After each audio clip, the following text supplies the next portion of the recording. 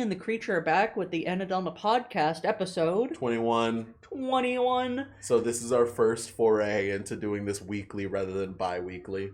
So hopefully this goes well, and hopefully the flow of interviewees never stops. We need them for content, and we'll never stop farming. Who are we interviewing? Anyways, since you're done with your little tirade. Hello, Zane the editor. What were your other titles? They call me the world's strongest editor, editor-san, big editor-san. Let's see, what else was there? I'm going to change the thumbnail. Sensei, senpai, editor sensei, editor senpai. Keep going. Keep going. I think I have a list somewhere. Yeah, of course. No, we're here. We're waiting. Just a little mishmash of editor and me equals big and cool mixed around with That's all these true. different nicknames. That's true. Yeah. We'll definitely write that down. What are your preferred pronouns? Him and himmy. Okay, put him and himothy if you would, please.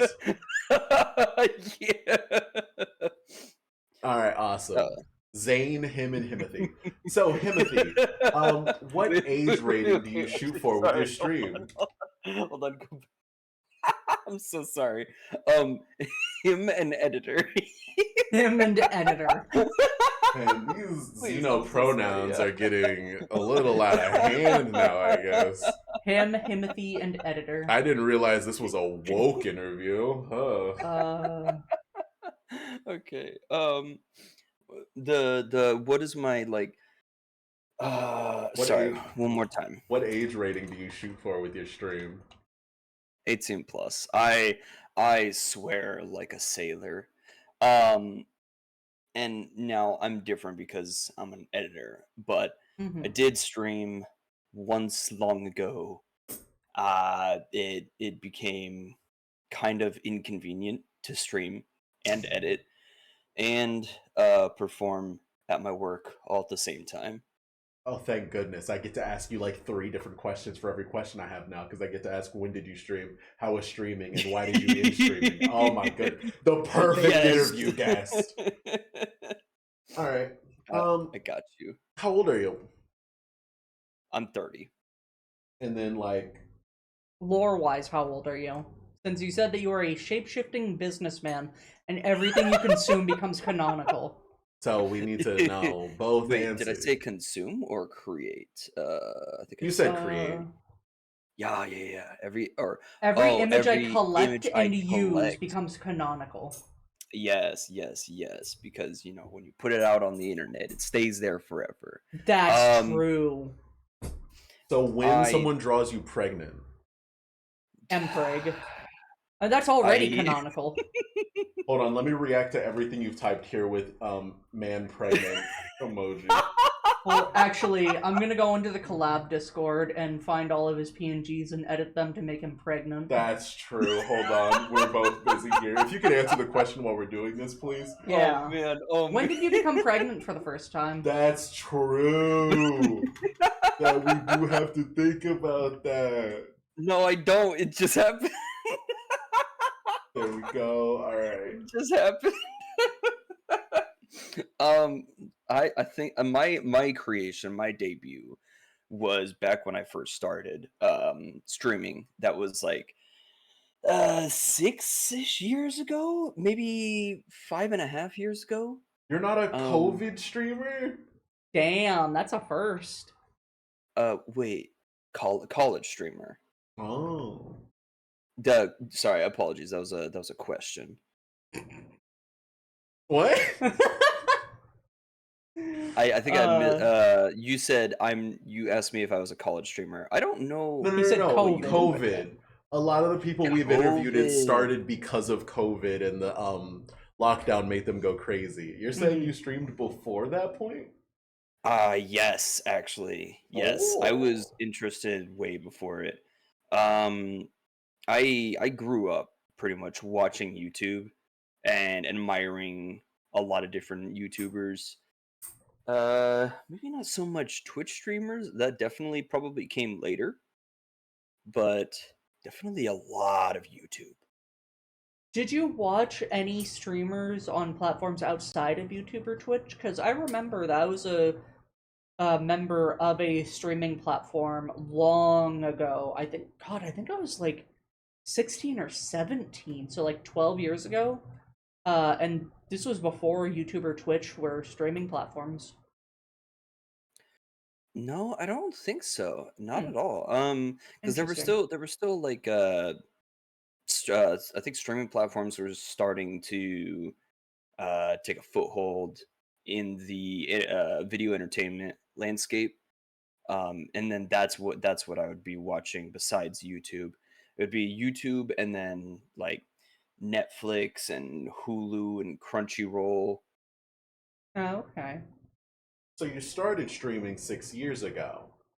Why did you do that? Uh, why did I do that? I think I was just absolutely bored out of my mind. And after admiring all these YouTubers for such a long time, I was probably influenced by what they do, and I kind of wanted to dip my toes into that. Was it the concept of like making the content, having a community to watch you play content, or just recording yourself? Uh, you know what? It Hmm. was definitely the making of the content. Fair. Um, I have had a long history of like interest with the entertainment industry in general. So it was a mix of a lot of different factors that got me to start that. The history of watching YouTube, me enjoying like pro wrestling, for example. Big Oh big yeah. entertainment uh big entertainment industry. And then how do I take my interests and make them into like some sort of hobby or a potential career, you know? Hmm. Fair, fair, fair. Why the name Zane the Editor? Oh, okay. So this one's actually really fun. When where do I even begin with it? Okay, so I collected Bionicles growing up. Based. Thank you, thank you. Yes, they're so rare and they're so goddamn expensive now. You Hmm. can only get them at retail price from Legoland itself. I had Otherwise, Bionicles too. They were cool. yeah, yeah, yeah. I had a whole bunch. Oh god, I And think I one know of where the the story's going. wait, Continue, I'm sorry. oh, have I told this story before? No. I just have an idea. But please Oh, continue. I okay, apologize for interrupting. interesting. You're good. You're good. So when I was a little kid, one of my favorite Bionicles, I never got to use because when I first put him together, his shoulder broke. Um, in a way that like pretty much made it unusable. Like his arm would just hang there. And then I was adopted into my parents' marriage. Um, my I took my stepdad's last name, and in that marriage, in the name change documents, there was the option to change more than just my last name. They asked me if I wanted to change the spelling of my first name, and there were a lot of problems with that. Like I definitely I took that opportunity. I did change the spelling of my first name. And then we pressed further. They're like, since you're already changing your last name and your first name, do you want to just change your middle name too? And I was like, yes, yes, like that is an opportunity of a lifetime. If you don't know, if you like when you're a kid and you don't know how any of that works, I could pick my own name. Hmm. And I said yes. Let me think about it. So went downstairs, to my room, and I started playing with my Bionicles, and then I looked up, and I saw my favorite Bionicle, favorite looking one that had the broken shoulder, and his name was Zane. Mm-hmm. I took my Bionicle's name. I mean, that makes sense. You have to absorb its power somehow. Yes, sir. Yes, sir. Yes, sir. And so your name is Zane because of a Bionicle, and your title of the editor is because you're the greatest to ever do it, is what I'm understanding here. Okay, let me be very specific. So, Okay, I am the world's strongest editor. That does not technically mean I am the best editor ever. It just means I am the strongest physically of all the little keyboard warriors out there. Okay, you're saying you could beat up all the other editors and out edit them. And their dads. Yeah, that's true. That's true. That's what I'm hearing. So yes. based. So did you pick out the name Zane for your Bionicle, or is that the name of the Bionicle? That was the printed name of the Bionicle. You might actually be able to find it if you look it up somewhere. Yeah, well, I looked up haven't Zane the Bionicle, and it showed me Bionicle versus Lego. And Ninjago. Ninjago. Zane Ninjago has taken over the Lego scene for the name of Zane. Sad to say. Is it the... I see Matoro, which is like silver with a sword and a shield. That's from the death battle between the Bionicle and Zane from Ninjago. Of course.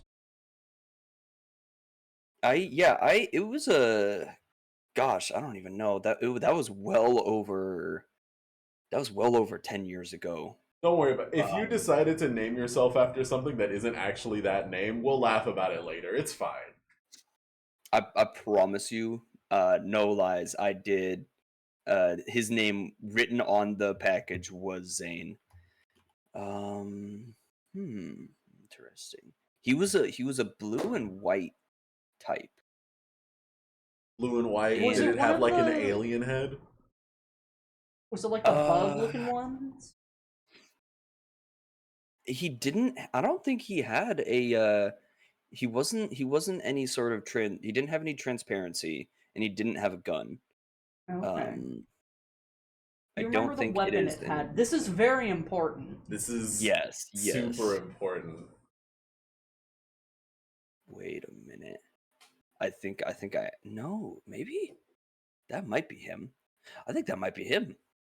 It's the one, the Toa Matoro. I don't know how I got Zane from that, but I definitely remember it's the Toa Matoro. Are you sure? I don't know how I got Zane from it, but I kind of distinctly remember that with the two claws and that kind of weapon, because I never got to use that weapon, the little Gatling gun that he has. I had others that had like the little crossbow looking gun. That's what I'm sure of, but I mean, that was 18 years ago or something. I don't think the Bionicle itself is called Zane. I think it's a Toa Motoro, and then Zane was printed on the shoulder. Really? Where do you see that at? What you said, it was the Toa Motoro, and if we look up Zane, it doesn't show up. So I don't think it has like Zane. Well, I'm going through all the Ninjago stuff to see if I can find it. Of course. All right. Next question. Yeah, you continue. I'll see if I can find it, and then I can show everyone. Actually, if we're being honest about our names, when I had the opportunity to pick out my name, I chose Anna because she is my favorite unit from Fire Emblem. Everyone has their own story to tell. Also, I had a cat named Cordelia because I also liked her from Fire Emblem. So, Cornelia. We all have our own lore, and we're all equally valid. So, As you said, we're having too much fun. Back to the interview. As you said, you watched a lot of YouTube and Twitch, and that got you into streaming. Were there any like specific inspirations, any big names that you can think of where you were like, oh yeah, this person got me into it? Oh, only the classics. Only just Jacksepticeye, Markiplier, PewDiePie. Oh, wait, I'm forgetting one for sure. Smosh. Actually, no, not Ugh. Smosh. The red one, the green one, and PewDiePie. The red one, the green one, and PewDiePie. Markiplier, True. PewDiePie, Jacksepticeye. Yeah. Yeah, there was at least one other one. I think. Oh gosh. I think I even started. No, I don't think I watched Nuxtaku at the time. Not at all. Maybe I could Why does find that it in name my sound familiar? subscriptions. Nuxtaku was the Sans cosplayer. Sans cosplayer. Oh, you are absolutely correct. The super best friend Zaibatsu. Do you guys know who that Yes. is? I know who super best friends are. I remember they had a falling out, and one of them went to do their own thing, and they do that half on the bag. That is not correct. What? Red Letter Media is not based in any way on Super Best Friends. No, it's not. I'm just saying that the guy that was in Super Best Friends left, and now he does the half on a bag. That's not true. Yes, it is. No, it's not. I think it might be. No, it's not. Does he not? He doesn't. Okay, so he does something else. He does something else. Because there's Matt, Pat, and Wooly. Yeah, Wooly. He does fighting game stuff, I think. There's Wooly Versus, and then there's the podcast he does with Versus Wolves, which is the Versus Wolves, and yeah, Super Eye Patch Wolf. Matt has Matt Talks, and then Pat has the series he uploads like once a month where he talks about what happened with video games and stuff. Oh, he has way more than that. He is the grinder of the three.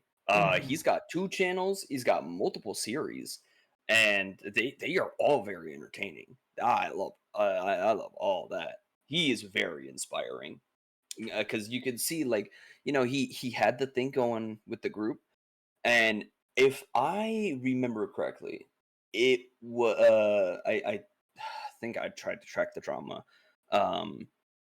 Matt Pat, he wanted to push the team to do more content in the first place, but Pat didn't like that idea. He was the more like grounded and no, we don't have enough time type of stuff.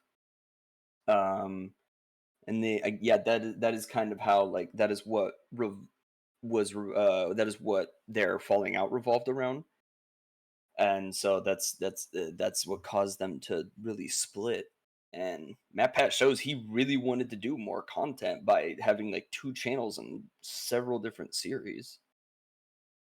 He has the What Happened show. Yeah, that is his most popular. What happened? What happened? Every time I think of it, I think of the clip from the Mickey Mouse show where he just goes, oh, "What happened?" What happened? All right. How did you meet Anna? I think meeting Anna was one of Sky's doings. He likes to get around, you know. That's true. He does do that. I essentially do just kind of blame Sky for meeting all these different VTubers in the first place, though. Very fair. Let's see here. Yeah, I can't I also don't have any time to like really scout out new VTubers anymore. So it's probably Sky. Thank God for him. That's kind of a constant that he's the one that has made a lot of us meet. I like it. I like it a lot. I make the same joke every time how he gets around. I think we made that joke as a group one time, and then I never stopped. Guys, I don't have enough time. I haven't caught up on the new jokes. He gets around. Ha ha ha. Lol lol lol. Oh, we have a new VTuber. Sky. Oh yeah, he gets around. You people are animals.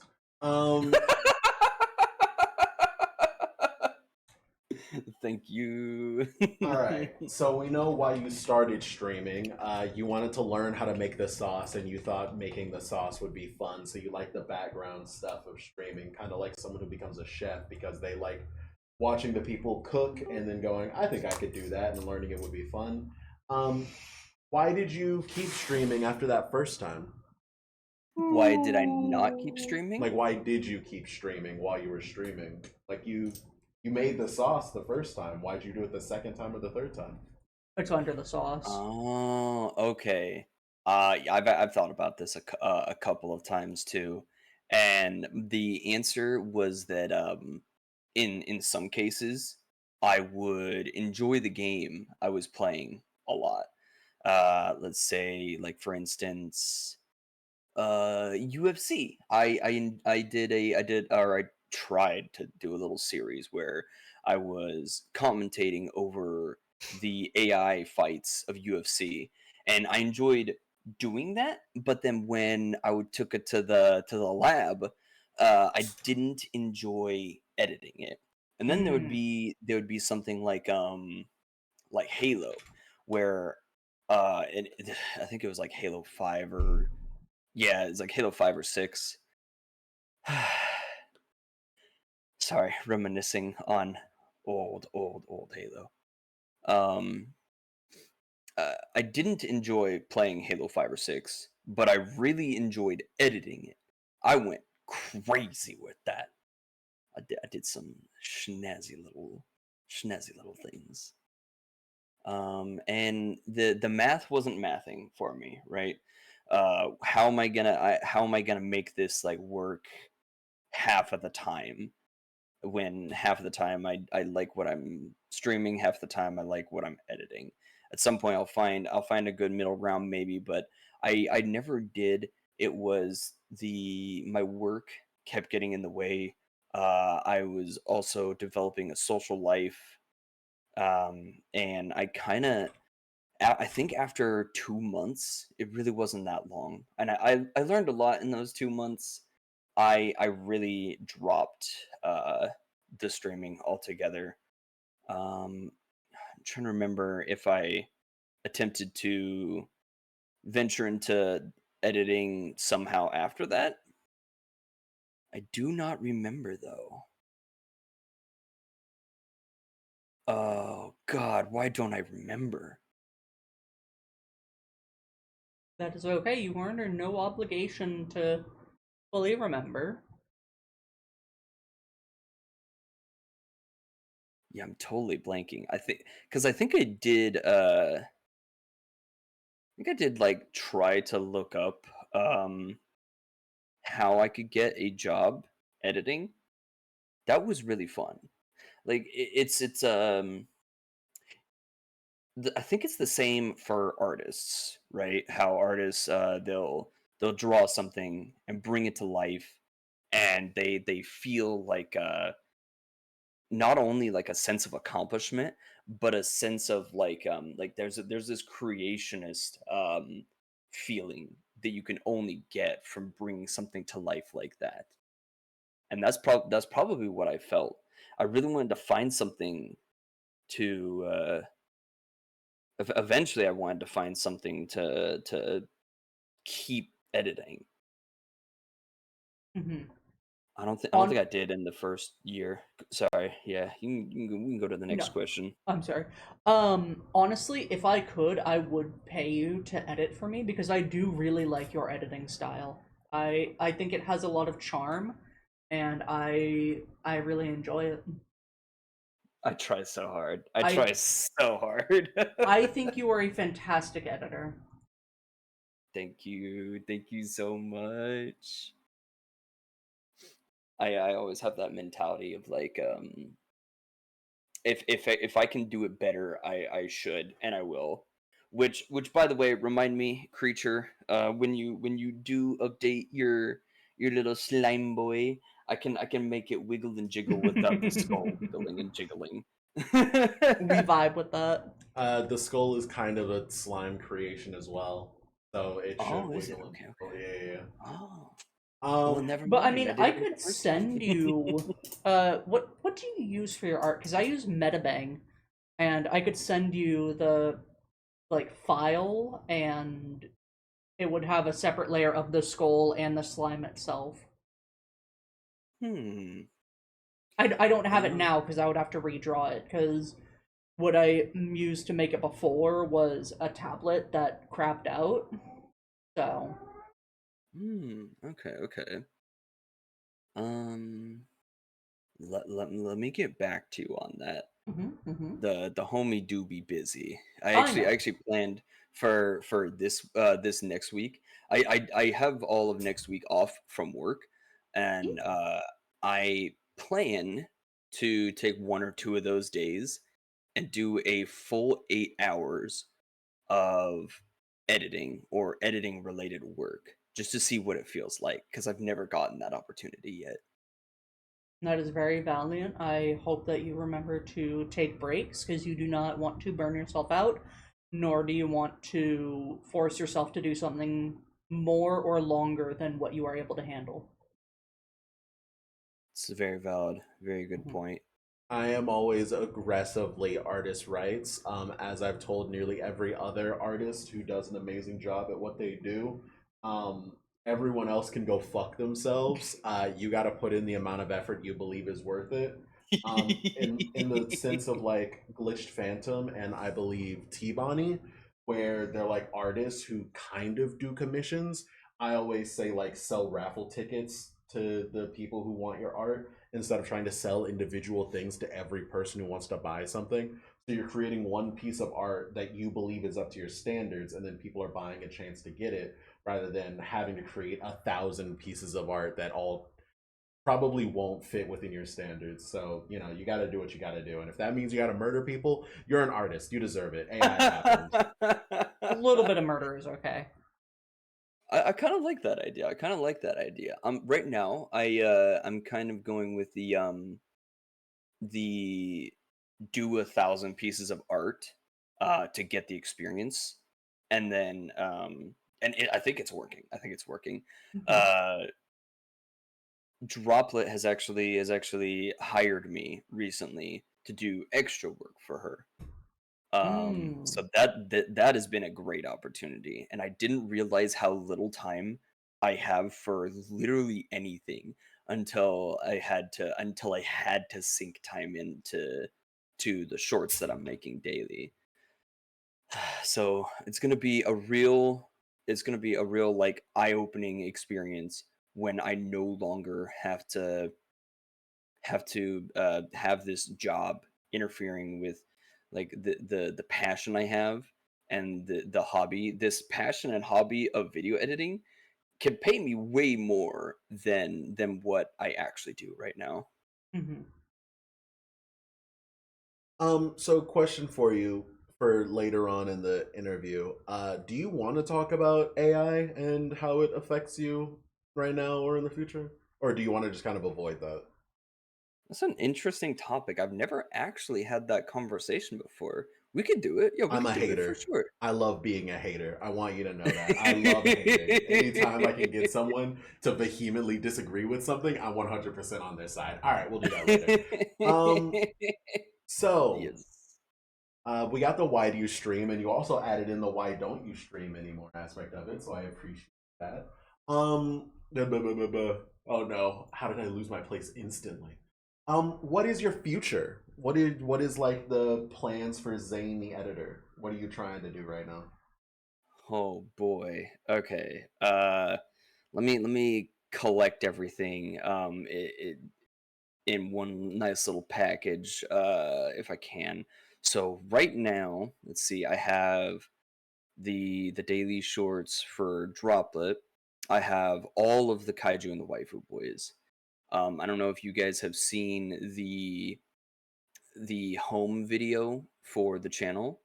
It's like it's kind of an ode to the Waifu Boys, but it's also a promise to do that much content for them on that channel.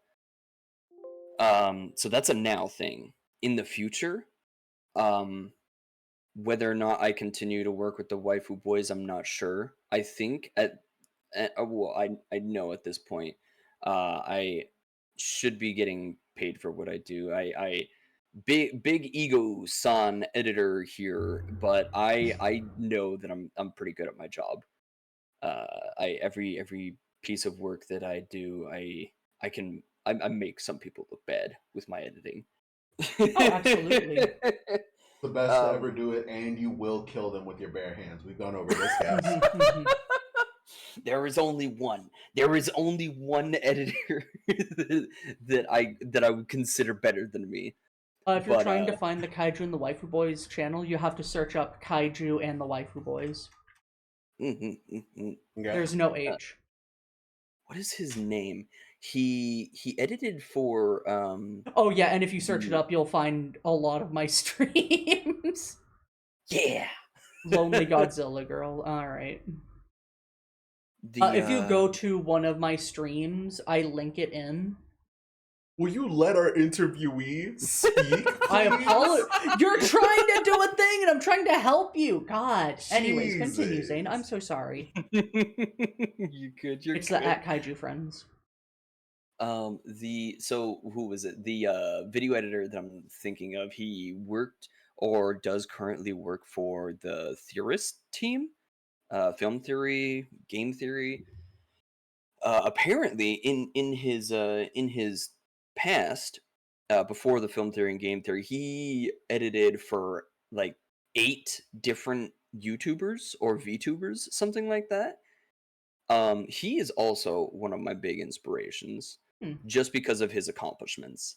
He's got he had that like it's kind of why I took on this task of editing for several people all at once. I was like, how do I even do that?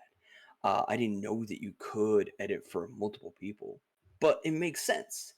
As an editor, a very very expensive editor, you don't want to you don't really want to put your what is it, your value on top of just one person, especially if they can't afford it, right? You can spread that out to multiple different people. Do your 8 to 12 hours of work, and multiple people can chip in to pay for your work. It's kind of the idea that I'm trying to, or that I was trying to incorporate with the Kaiju and the Waifu Boys. Of course, I'm doing it for free. Um, it's gonna look really nice on my resume. Mm-hmm. Oh god, why can't I remember the word? When you work for a big company for free so that you look better on your resume, and then you can go internship. You're trying to create your own internship program so your resume can look better. I've created my own internship with the Kaiju and the Waifu Boys. You've created your own corporate black company that only you suffer from. Oh my goodness. We're recreating capitalism right now. Also, apparently you hit the vape, so you lose points. What? I don't know what that means, but I get you lost points now. All right. So, we got the future of your content. Your community. I want to ask this question in 2 different segments and see if it even makes sense. The first question. Okay. When you were streaming, what did you think of your community? Let's see. I like I said, I did think about this was one of the questions I was thinking about. It's a big question. That's why I always do the preamble and stuff. But I'm gonna do the cool thing that I always do, which everyone loves, after the question, because of the fact that in your case, I am asking like 3 different questions, so I just want to see where it goes, so I can know if I need to explain it or not. I got you. So back then, first of all, I didn't really have a whole lot of time to develop my actual thoughts on my community. I think at the time, because I was still developing a community, I thought of it as I am the entertainment piece. And it's something that I actually try to push on to um, the other homies. Now, while I would and do sometimes try to push that onto the other homies that they are the entertainment piece, like watching a television show with the laugh track or whatever.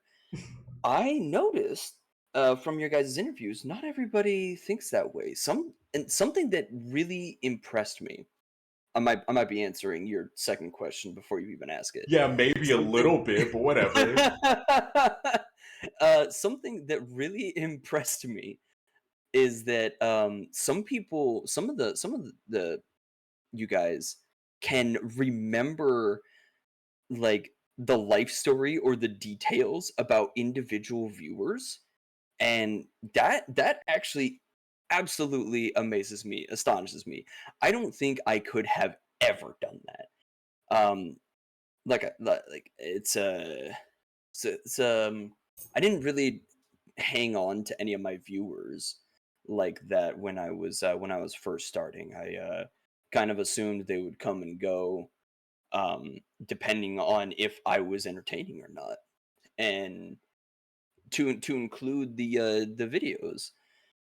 Maybe I would do really good for like a month, and I would have one viewer that would like and comment every video, and then the next month I wouldn't see their comments anymore or something. I was like, oh shoot, maybe I'm not as entertaining anymore. They kind it's hard to say.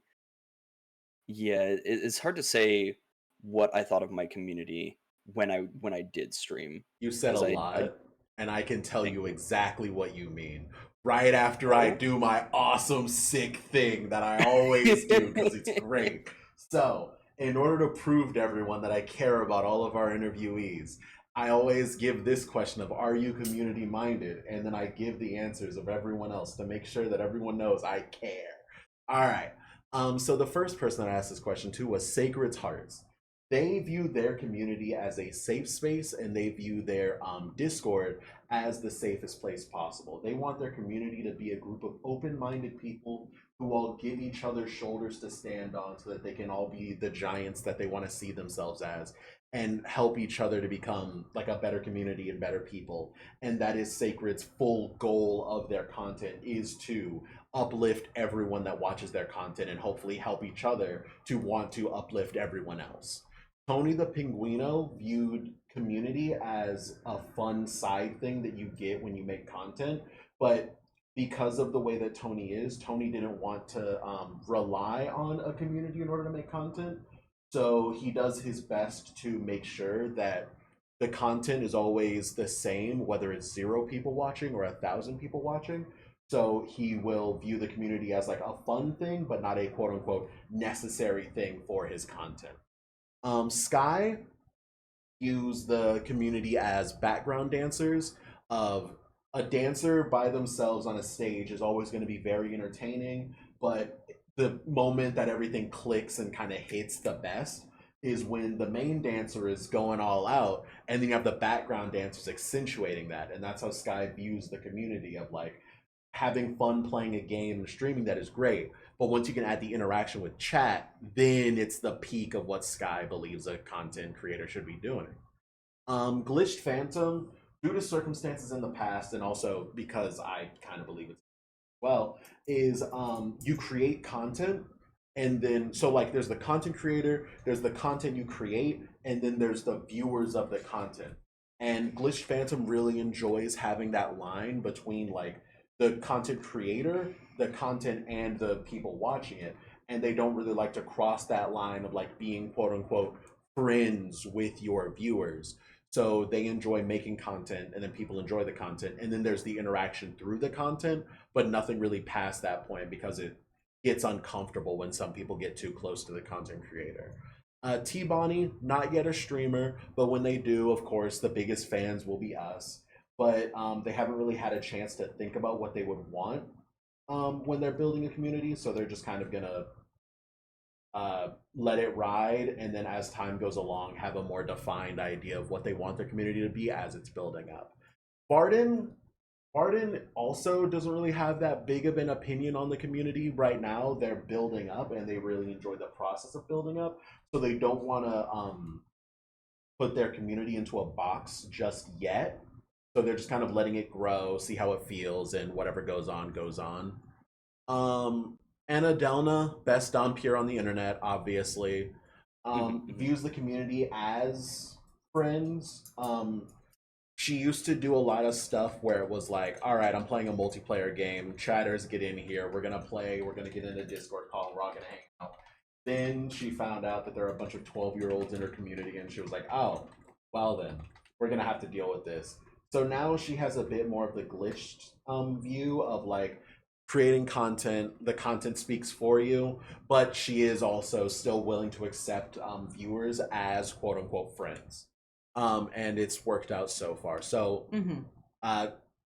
there is a nice line between content creator and viewer, but also a bit more open. Like there's a border, but there is a door that some people can get through. Droplet views the community as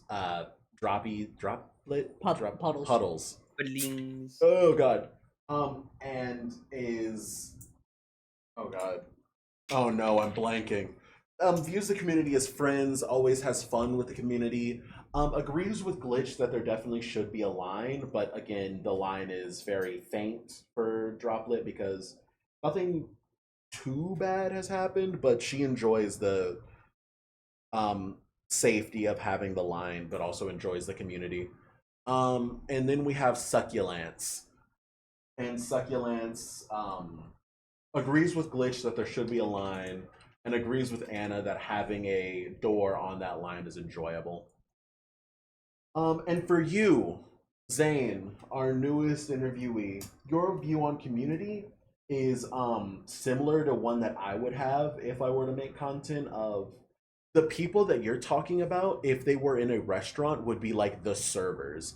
They go up to the table, they talk to the people themselves, and they have a great time with that interaction, and they're monetarily recommended to make as close a connection to everyone as possible. You, on the other hand, when you create content, you enjoy the aspect of talking to people, but the main thing that you're focused on is the creation of it. You're the chef giving the food to the servers. And whenever they would view someone leaving the restaurant, they would go, oh, okay, I know them on a quote unquote personal level, and I know they're going to come back in order to talk to me. For you, when you bring up someone leaving and maybe not coming back, you're like, oh, was my food not good enough? Not really like thinking about the personal connection there, kind of, in my analogy that doesn't exactly fit the real world.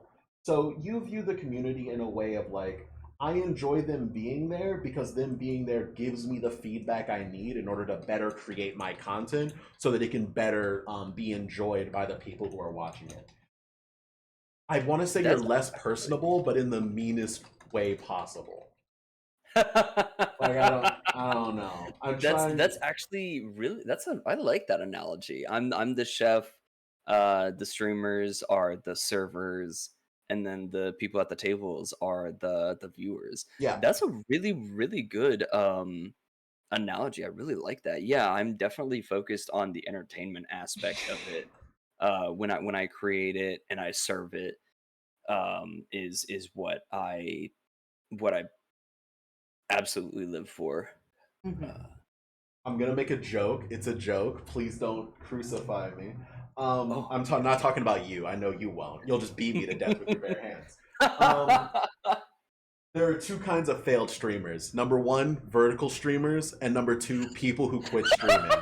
As a failed streamer, of course, you're going to view yourself as a chef and not a server. That's why you became an editor. Because you enjoy the making of the content than you do the community aspect of it. Yeah, actually, you were totally right about that. I mean, now I do have that like um when I get out of the kitchen, I have to look at all the statistics, Mm-hmm. the my star rating, the boss will tell me oh, this was too slow, this was too overcooked, or they'll tell me, oh my god, you fucking killed it today. They'll always tell me that I was good. Oh my. Just because they're nice. And so I'm always my own harshest critic. Uh, even when I finish something, like there's two things that I say to myself. I said, "Dang, I could have done that better." But then the other thing is like, I have to deliver this. Not everything is going to be perfect the way I want it to. I'm not going to be fantastic every time that I make something, and I have to deliver the product as on time as I possibly can. Now, if I actually overcook something or undercook something, uh I have to remake it. But as long as it's edible, I'm going to deliver it. It's just what I have to do. Much in the same way with a chef, in anything, failure is always going to be the greatest teacher. And sadly, as an editor slash chef, if you undercook something, you're going to get yelled at. But in your head, you're like, damn, I really fucked this up. Good thing I know how to fuck it up so I can't do that again. Fuck it up, Kevin. And also, you have such big head chef energy. Now that we're fully in the analogy, people can't find you, and when they go look for you, you're hitting your vape in the back. You threaten physical violence over the slightest like inconvenience. Oh my goodness, it works perfectly. Oh man, He does have head chef energy. That's so true. Yes, chef. Maybe I can relate to Saku more. Actually, I'm definitely gonna talk to him about this. We talked about the. All Oh right, man. we're having too much fun again. I'm the manager that is helping serve food. I'm the one that stops by the table and says, "Is everything good?" I'm the manager here. Please let me know if there's anything we can do for you. It's raw. Are you? It's fucking raw. It's fucking raw. Where did you get your degree in editing? Holy shit. I could have made this in 3 minutes. And that would have been all processor. All processor, no clicking, no typing. Where are the effects? No zoom. I'm going to fire the shit out of you. There's no sauce. There's no sauce. People are At having least too much put fun. a mask You're on having too it. much fun. Put the You're having too much fun. my bad. You're having too much fun. We're having Stop too it. much Stop fun, it. apparently. Stop The it. We gotta first ask word I've questions. said in 20 minutes, we're having too much fun. Correct. That is correct. Yes. Too much fun. All right. Did you have a name for your chat when you streamed? Oh, did I? Did you? I don't think I did. No, I don't think I Unbelievable. did. Hateful. I mean, Spiteful. it is what it is. I do appreciate the chat. I get to enjoy a little bit of everybody else's chat. All the kaiju and the waifu boys, and I all there's all the viewers that go between each channel, like Flash. We fucking love Flash.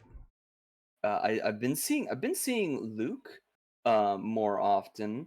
There's let's see. Oh There's no, Sky Axons. of course he's a big VTuber. He's always in everybody's chat. That's a great part about Sky. He's like community community godsend. He is. David, he goes between people's chats.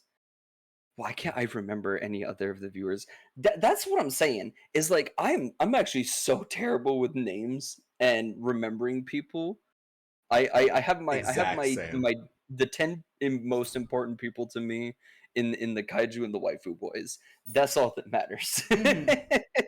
Oh, and I have something that you can call the people who enjoy your work, aka your fans. Oh, Anybody who goes like, "Wow, Zane is such an integral part of all of this content, and I really enjoy the work they do," you oh, can call them oh. correct. Yes! I love that so much. All right. Do you have a favorite memory from when you were streaming? Oh, not, oh God, no, not particularly. It's all a I fog. It's all a it is fog. kind of all of fog. Yeah, I mean, it was like 5.5, 6 years ago. I don't remember if I even did anything past like 3 different games. I did Legend of Zelda Majora's Mask to completion. I Yeet. did the Halo a few times, and I did the UFC a couple of times. Such a tragedy. I want to make those things come to life. It just takes so much.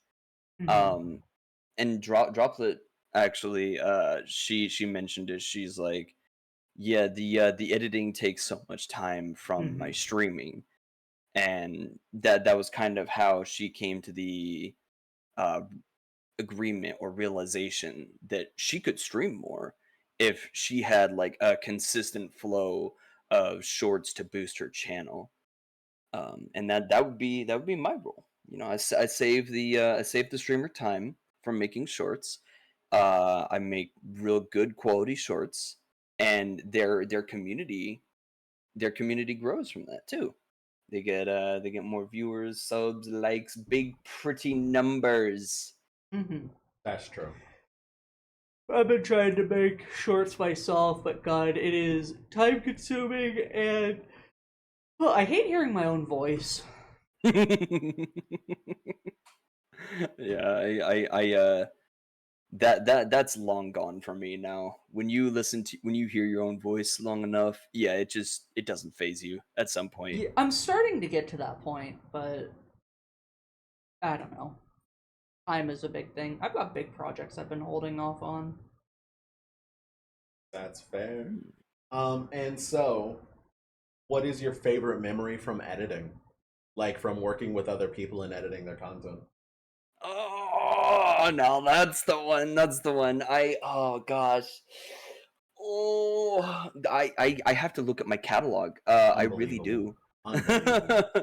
Cause okay, something that I actually bring this up several times. Let's see. I had a funny haha on one True, of yeah. the I had a funny haha on one of the first videos that I made for Kaiju and the Waifu Boys.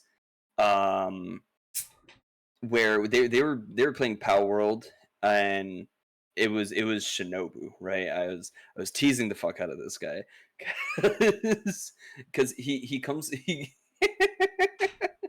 comes to a clearing, and he sees the tower with the boss in it that he's supposed to go into, and he's like, "Oh, is that the boss tower?" And then it's like 3 minutes of silence, and so I I got mad at him post in post, and I drew a little. I had a little bumblebee that was buzzing around, and it flew into one of his ears, and then it died out the other side. Jesus. Oh my God, you're so mean. It was so mean, but it was funny. I think I talked to him about it too, teasing the fuck out of him about it. We should interview Shinobu when he comes back. I We're For hope he's supposed to sure, have for okay. a sure. list. I do have a list. We need a list. We need at least 20 people on the line for these. Yeah. All right. What is your least favorite memory from editing? Oh boy. Actually, I think I had this recently. Um, and it wasn't like while I was editing. It was after I was editing. I I lost some sleep to editing for the Waifu Boys. Um, I came into work one day late, and I got chewed the fuck out. They told so I was telling them my story, and I was like, "Hey, sorry I stayed up late editing last night."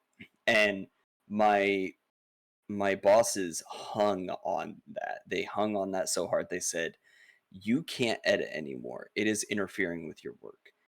And that absolutely broke my heart.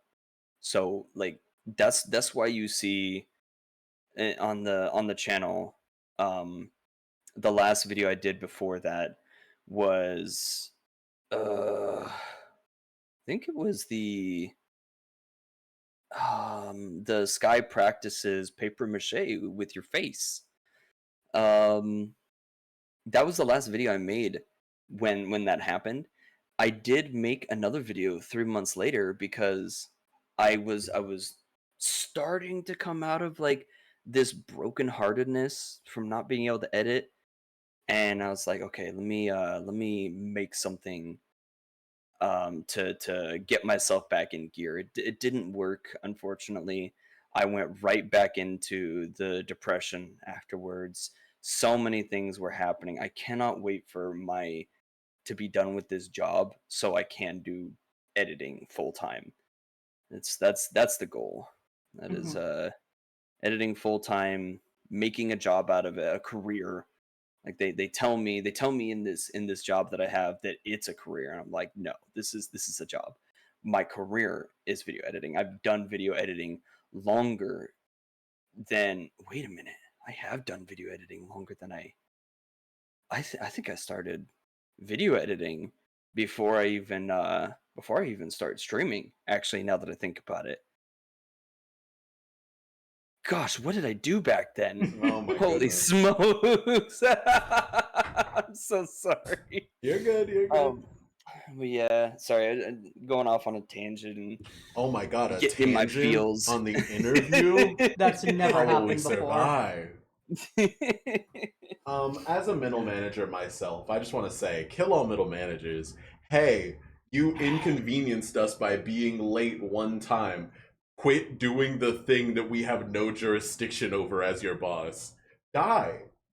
In a fire. Yeah, yeah. Really, really shitty experience. Hmm. All right. Moving on from that. Thank you Um, for letting me be emotional. Of course. That is part of the interview experience. we will be taking points away, but you know. Mhm. Even though we said we're not taking points away. Even though it's explicitly written in the rules, we will not take points away. We're gonna take points away. Where's my scoreboard? I have to keep track of that. I'm very competitive. That's true. So why do you have / use the art that you use? Oh, I commissioned it.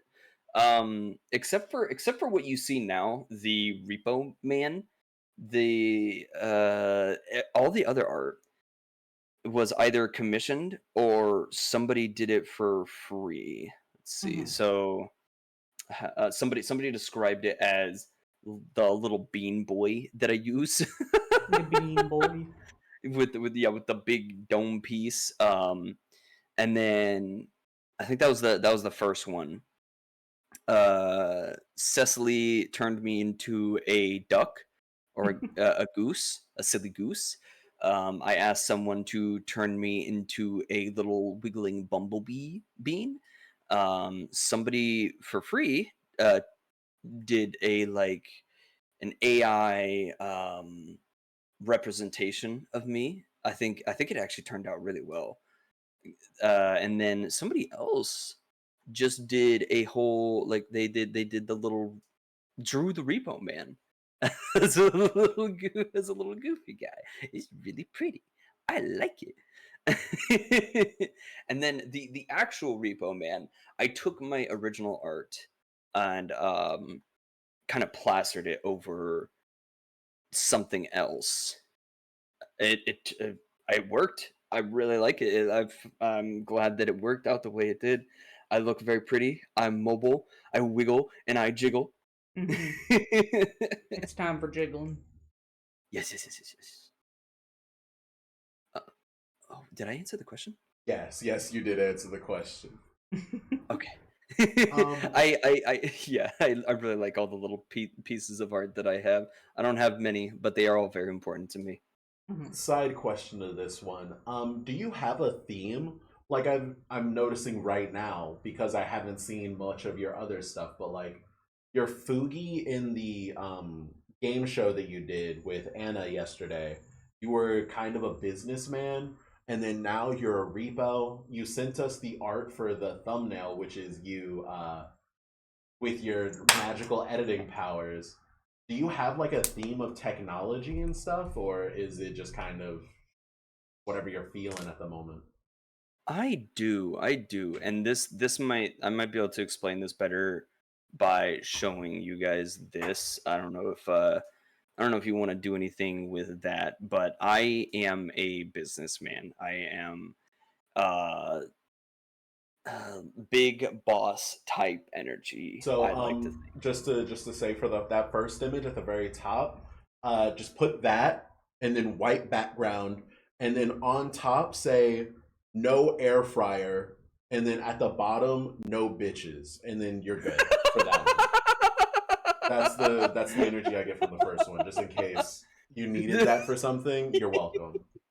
Okay, gonna have to come back to this. Yeah. Yeah, no problem, no Um, problem. I'm Oh, always here I to didn't help. realize that this one was you.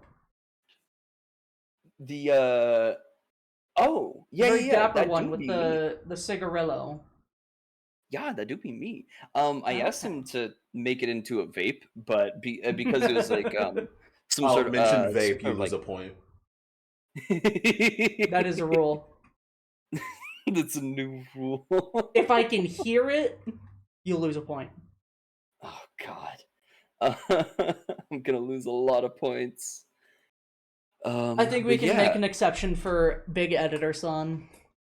thanks. Hmm. Um, yeah, businessman type, uh, buzz cut looking, Hmm. Hmm. uh, soul patch having ass. Oh wow, I didn't even notice the soul patch.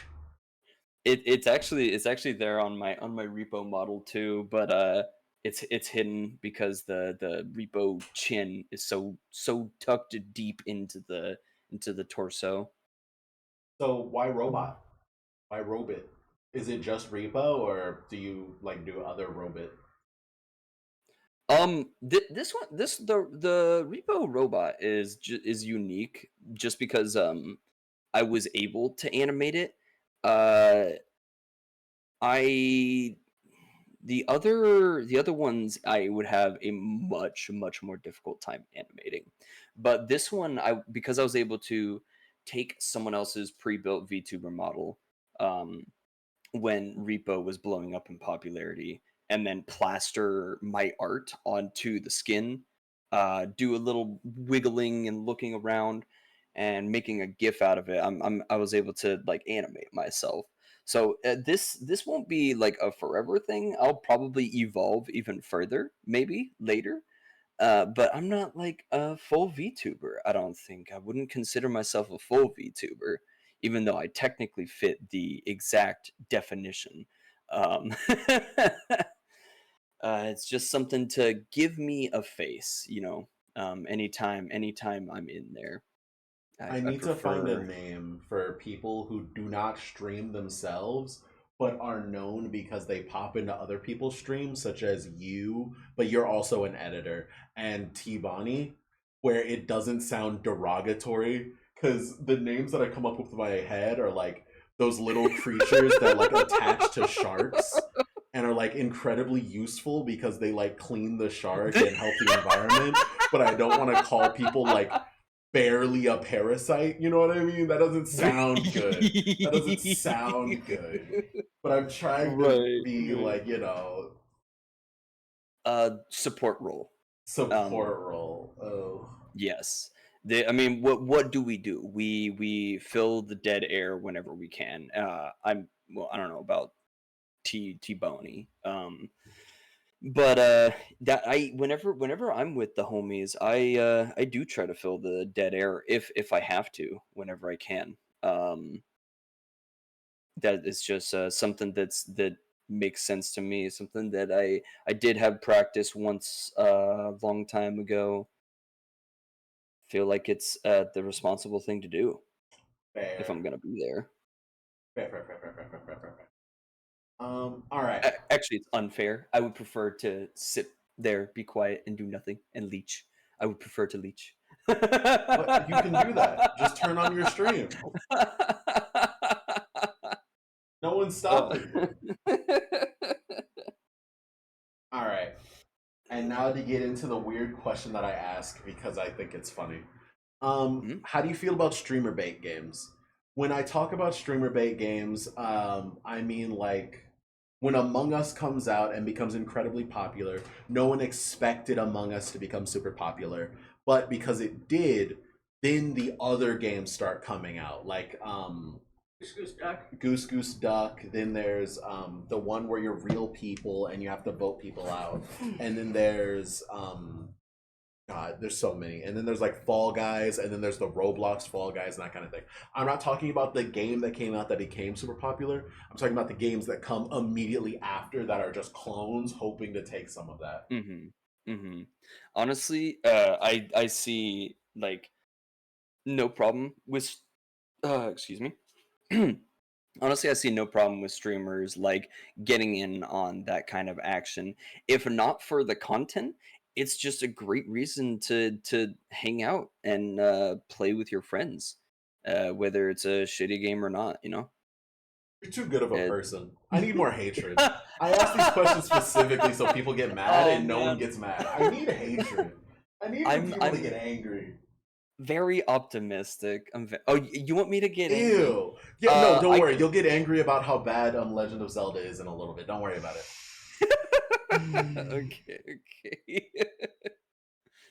All right. So pretty much your optimism doesn't allow you to feel mad about the fact that games come out that are bad on purpose in order to get a quick buck, is what I'm hearing. I mean, the industry kind of speaks for itself. We vote with our wallets. Yeah. I don't see those games. Yeah, I don't see those games making millions of dollars and then getting like a year's worth of updates. They kind of just pop up and then fade away.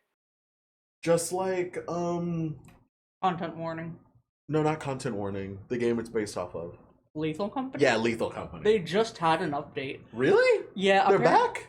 Yeah, apparently they've been updating people in their Discord server, but not on Steam or like anywhere else. The Q World phenomenon. Yeah, I think it was a pretty small update, but they are still working on it. Oh my god, they're not dead. Yeah. Pog. No, that game is pretty solid. I think that game has made enough money to warrant like that the developer can just sit down and continue to update their game for a long time. Hopefully. All right, and now here comes the question that's most important to me. All these other questions don't matter in the face of this one. I'm gonna find someone. Were you a part of any fandoms? Were you a Tumblr? Did you Tumblr? I mean, so anybody who says they were not part of a fandom is an absolute liar. yes, of course I was. Well, let me see here. I definitely liked the Undertale fandom. Of course. I was a furry at one point. Of course. As was everyone. Like anime in general as a whole is a fandom. Well, it was a more niche fandom fucking 18 years ago, but I was in there. Let's see what else. I mean, I guess I was part of like Jacksepticeye and Markiplier fandoms. Of course. The Squirrel King, obviously. WWE, like the pro wrestling WWE has a fandom. I'm part of that. Which one? God, I don't know how to ask this question, so I'm hoping it makes sense when I say it out loud. Which one do you enjoy more? The people who watch wrestling know it's fake and are like, "Oh my god, I can tell this is so bad," or "I can tell this is so fake." Oh my goodness. Or the people who watch wrestling and go, how did they do that? Oh my god, I can't believe it. The people who know it's fake and are like, oh, whatever, who cares? Or the people who don't know it's fake. Which one do you enjoy more? All right, so I need you to re-say that whole question, Uh-huh. except without using the word fake, What? because Uh-huh. there is no such thing as fake. That's Like, true. What are you talking about? it is just a personal thing of mine. All right, so Alright. when you look at when you look at my model, Uh-huh. like that's not a real person, but Uh-huh. it does exist, right? Uh-huh. Fake is something that doesn't exist. Are the Eh, wrestlers actors or are they wrestlers? both. The performance of wrestling Mm-hmm. is a show. It's That's not true. a and everybody knows that. Yeah. Everybody knows that. That's I not think true. no? There are Okay, some people who fully believe WWE and everything pertaining to it is real. There are people who think The Undertaker maybe came back to life. There are people. I am jealous of those people. Those people Exactly. but I mean I 100% just enjoy the show for what it is. The people that I there are two other type of people that enjoy pro wrestling. One, like me and Perhenmo, we watch the show, we enjoy it, we know it's a show. We actually get really sometimes we talk about like the different aspects of the show and how we think things should have gone, how like it's like watching Game of Thrones. You know what I'm saying? Mm-hmm. There you have your favorite characters, of course, but it's all performance. And I think I actually take what I know from pro wrestling and apply it to other shows because I think that it is very applicable. What you'll see in other shows is you'll have the one guy that beats little guys and beats little guys, and he does it in such a nasty way. And all the he's absolutely crushing these little guys. These little guys get power ups, and then this other guy is still beating them. But then the bad guy that he looks all big and bad and strong, all of a sudden he gets handicapped. Like he breaks an ankle and now he can't run as fast. And then the superhero is able to beat him. Not while the bad guy is at full power. No, the good guy is only able to beat the bad guy when the bad guy's ankle is broken. You know what I'm saying? WWE set that up for a lot of different shows. Like the techniques they use, as far as storytelling, are applied to all like so many other shows. It could just be, the original um, form of entertainment like that, fighting entertainment like that. But I see it way too much. I see it's like, oh man, I feel like that guy could just be a pro wrestler. Absolutely. The only thing I know about wrestling is there was a time when a guy like had his arm broken. A week later, his arm is fully recovered, and he like bends a metal garage door in half.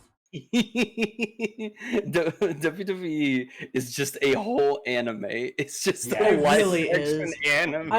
I will say they've been going strong for what, like 80 years, and it's still coming up with new shit. To be exact, it's actually 42 years, 43 years. Yeah, that's what I said. Yeah. Unbelievable. Uh, but I think it's great that WWE is still going because it's brings a lot of joy to a lot of people. Mm-hmm. WWE Yeah. has done a lot for the media analysis genre, you know? It's really helped people to see very like big concepts boiled down to very like simple concepts in wrestling. So like the whole concept of heel turn, baby face, being a heel, jobbers, all of that stuff can be expanded really large in a lot of like media. And watching wrestling, you can go, oh, okay, so this is it distilled down to its most simple form. And then from there, you can like build back up to a lot of this stuff. There are people who probably have no idea a lot of the terms that they use for this kind of stuff comes from wrestling, and I think that's hilarious. Yeah, yeah. What was it? Oh, there was the I was gonna mention the people that I don't like Mm, about wrestling. The people who use the word fake. unbelievable. Oh How would they do my that? god. That's so Oh bad. Oh my my god, that goodness. stuff It's upsets me it's so not much. fake. They're acting. They are actors. Yes, yes, exactly, exactly. You're Thank just a you. rude person, babe. I can't believe anyone would do that. That's so crazy. Uh-huh. Uh, I I know like some people do it to just tilt me. Me? But Rage bait? never. I like the guy that got flipped off of the sidebar thing, landed on his feet, and unlocked Ultra Instinct. You know exactly what I'm talking about. I I don't, because I could probably list like 3 different times that happens. Popular Uh, meme format came from it, and so that's how she knows about it. mhm. Oh, okay, okay, okay. Oh man. She looked up WWE Ultra Instinct in the Discord GIF thing, and she's not finding what she wants, in case you're curious. Oh.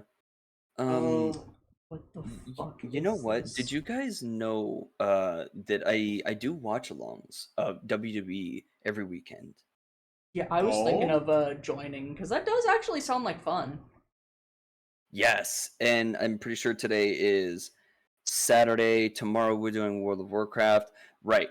And I had planned on doing the watch along today, immediately after the interview. I timed it out so that it starts like 30 minutes from now. I think we'll probably be done here before then. I found Maybe it, if by I the way. if I can stop friggin' rambling.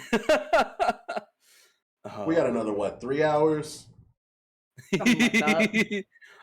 Oh, this is some IWJP stuff. Yeah.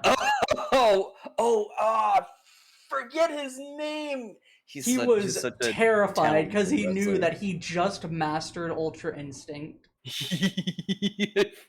God, I forget his name. He's such a talented wrestler.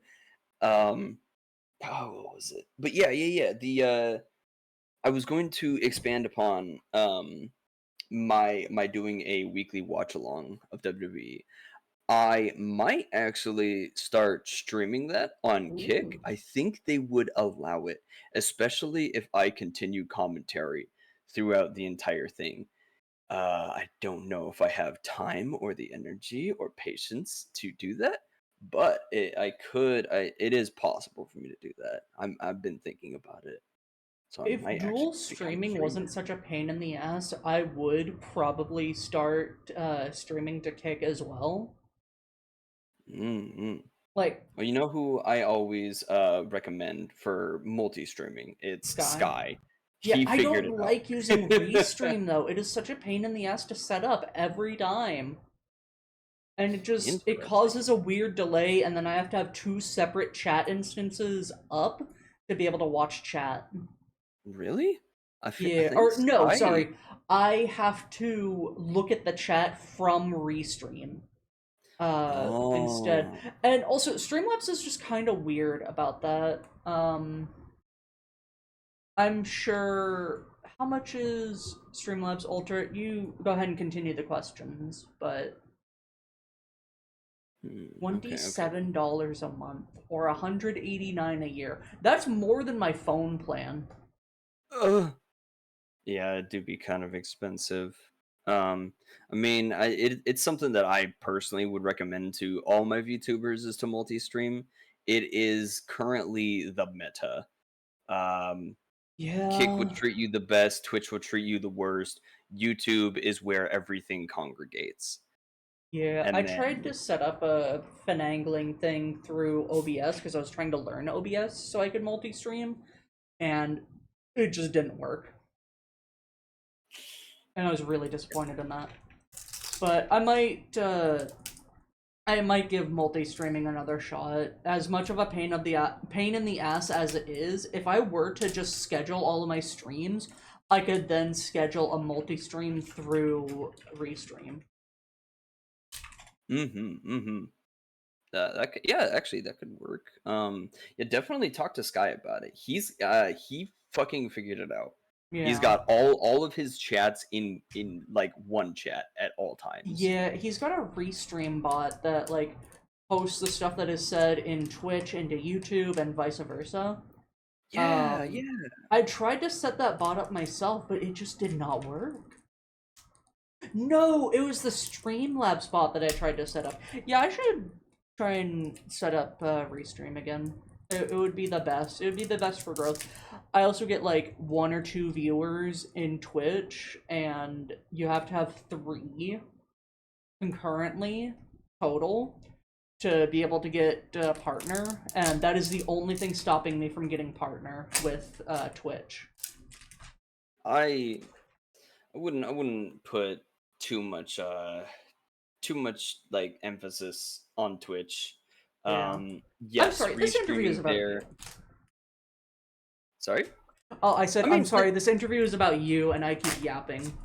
I mean, like that's kind of like part of me though is like I like to talk to my VTubers and talk to them about my opinions, preferences towards what they do, and suggest to them different things. Like just because I'm an editor doesn't mean editing is where I full stop.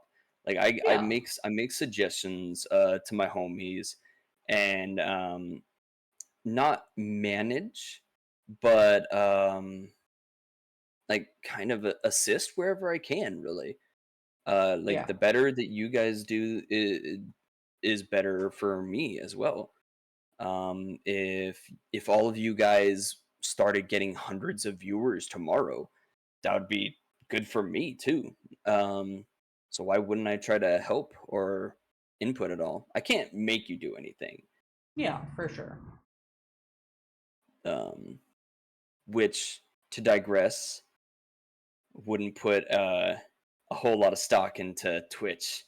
Twitch is not going to treat you well, but to Fair. multi-stream is the meta. Are I'll you guys make done it. having fun yet? Yeah, I'll make a Kick I account never and I'll stop start having streaming fun. there. Yes, I got another one. Yes. All I'm right. gonna get all the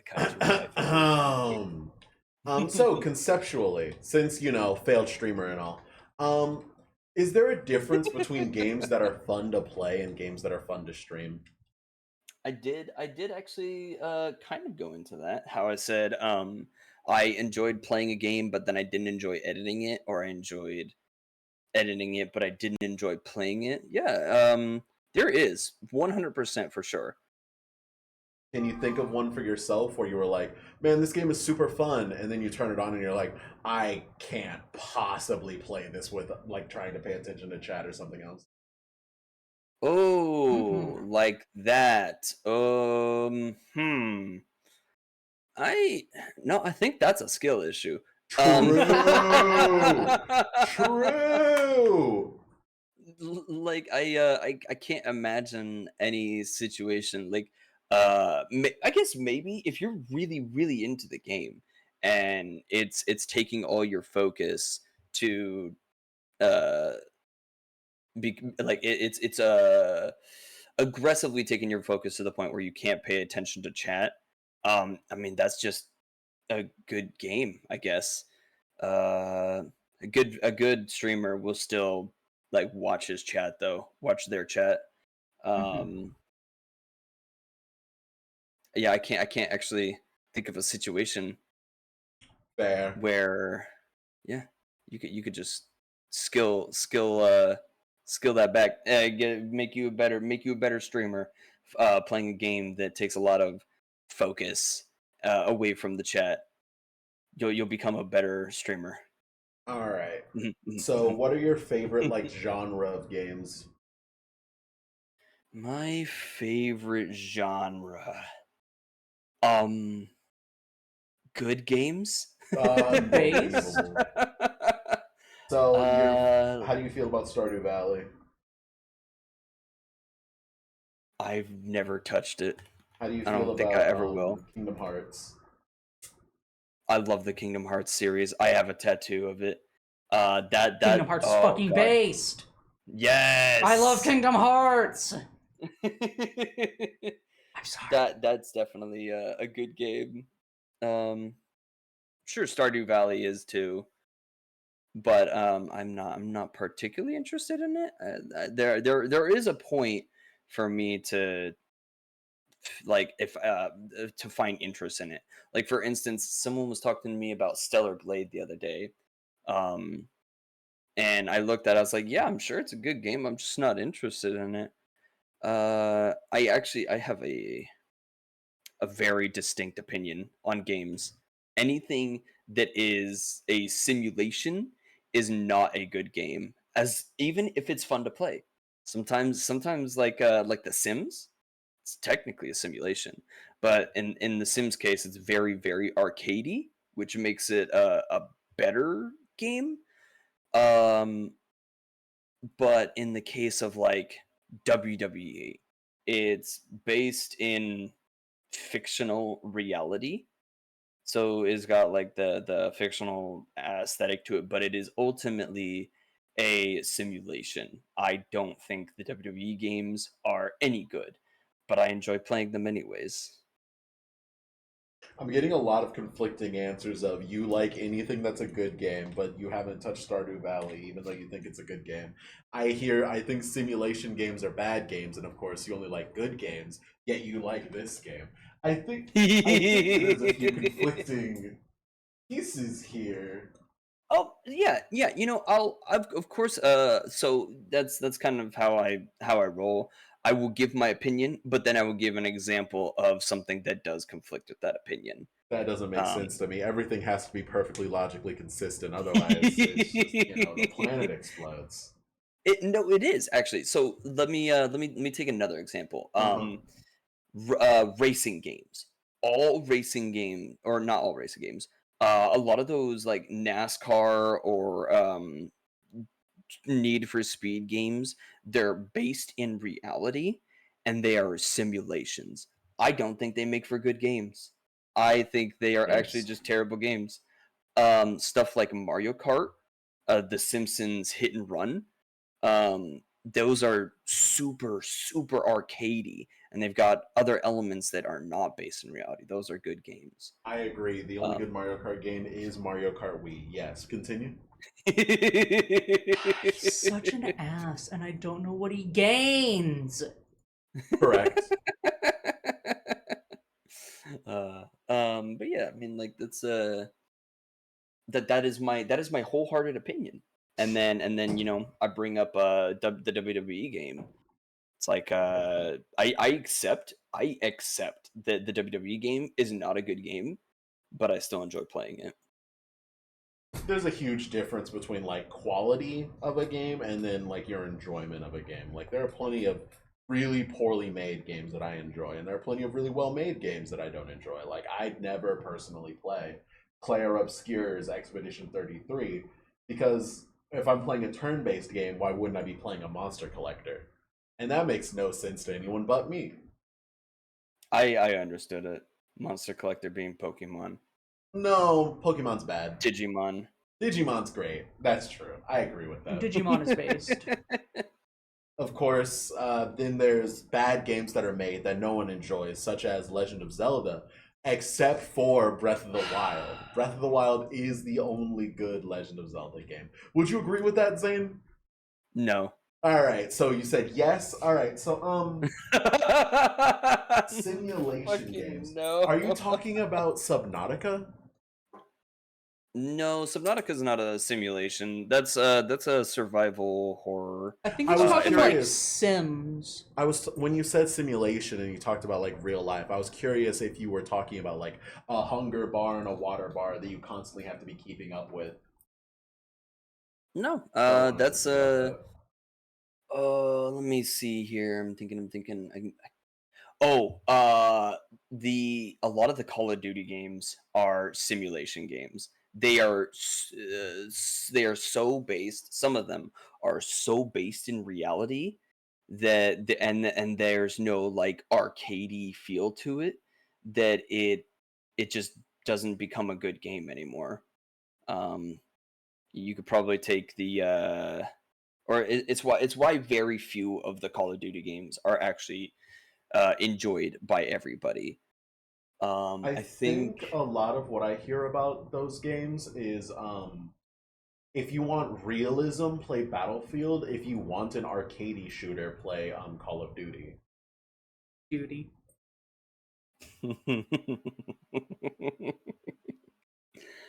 I've never played Battlefield. I heard that one's really good. Um, but man, I'm all first person shootered out. I got nothing left. I don't want to play any more FPS games. Do you Please like don't make me. third-person shooters? Oh yes, oh yes. Fortnite fan detected. Fortnite! Fuck no. You know what, Hell Zane, since no. we're about the same age, have you heard of the Mm, game called Guns, the Duel? Guns spelled with a Z. no, never heard of It's that. a third-person shooter, very big emphasis on parkour and schmovement.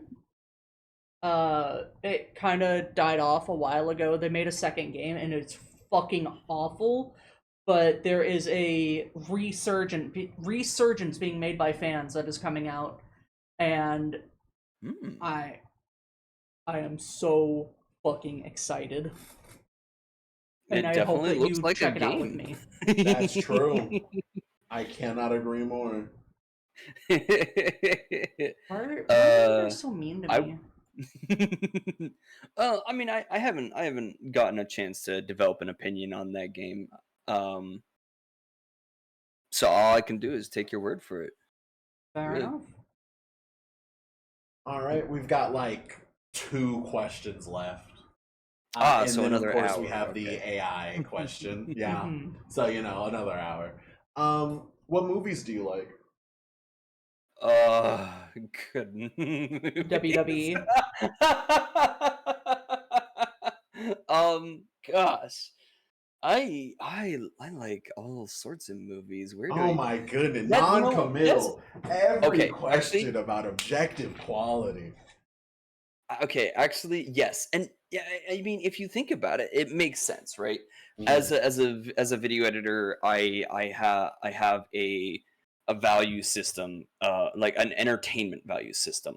Like if it's good entertainment, it's good entertainment, regardless of how I enjoy it or not. Um, and then there be some things that I enjoy that I realize is not good entertainment. Where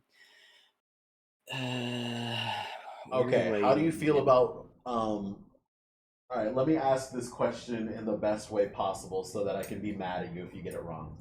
Um, did you Okay. watch the MCU up to Infinity War? I think I watched it a little past Infinity War as well, as a Okay, matter yeah, of fact. I'm just asking, did you watch it during that span of time?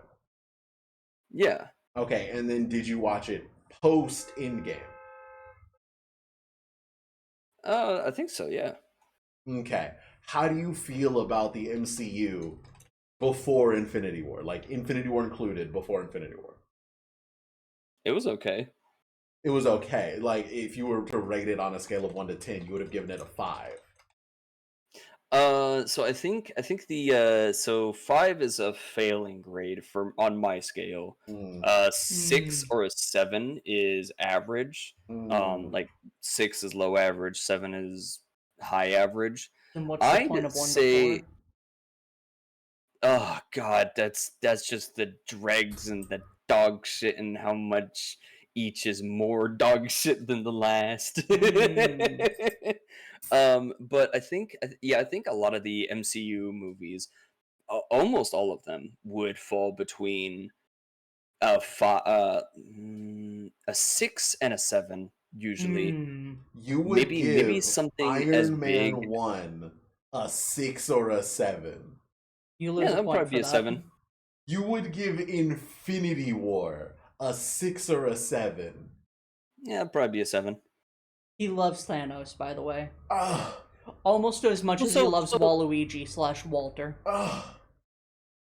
Well, so they're really good movies, especially for the fans, but for an overall aspect, from start to finish, without like context, it's kind of hard to.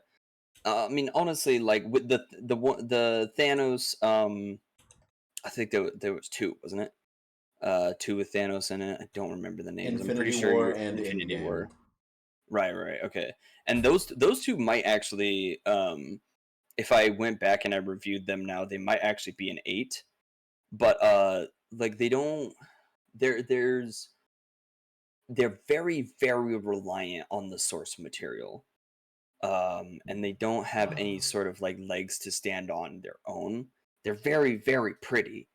It's like playing what's it called? I can't even come up with a good example. Um, I disagree completely. I mean, yeah, you're free to have your own opinion. No, I'm just correct. All right, No, you're let's go through this. Let's go through this. Oh, let's go through this. Let's go through this. Let's go Listen, through this. I have to start the watch along in like 13 minutes. Okay. Then we'll end this. Then we'll end this. All right. Are you sure? Yeah. We'll just end this. Whatever. It's fine. Whatever. It's fine. My interviewee is fell off. It's whatever. It's fine. All right. Such a dick. So, I can't ask you the question of what times do you stream, but I can ask if people want to see your work, where can they go to commission you, or where can they see your work? Period. Okay, I actually have a few sources. So obviously, Droplet's channel in the shorts. I have the Kaiju and the Waifu Boys channel. Droplet asking me to make a. Well, I already had a Fiverr, but I do have a Fiverr that you can find me at if you wanted to commission me. Please don't. I don't have enough time. Um, I'm currently restricting all my commissions to the Kaiju and the Waifu Boys. There is no one else who can take up my time anymore. I have none left. Thank you. Unbelievable. The greatest editor of all time, entirely dedicated to one cause and can't be bought with money. That's true. Truly the worst era. Mm-hmm. I did get bought. Like Droplet gave me my first paid gig. I'm so thankful for that opportunity. Holy moly! The whole point of loyalty is that it doesn't exist and it can be bought. How dare you? All right, and then we've done the outro of the where we can find you, Kaiju and the Boys, Droplet, and then you have a Fiverr that people can just send you money at, but don't expect any work to get done. That's fair. Oh my god, I wouldn't do that. Deserved, absolutely. With the Patreon, and then post like your editing like work timelines so people can enjoy those as sleep content or whatever. Just give him money because he deserves it and works hard. That's give him money because he works hard. That's true. So when you get the Patreon set up, we'll make a post about that. All right. Now for the final question. Yes. For the final question of the stream and the like 10 minutes you have left. As an artist and as a editor, how do you feel about like AI in general, and then AI specifically meant to take the job that you're doing currently?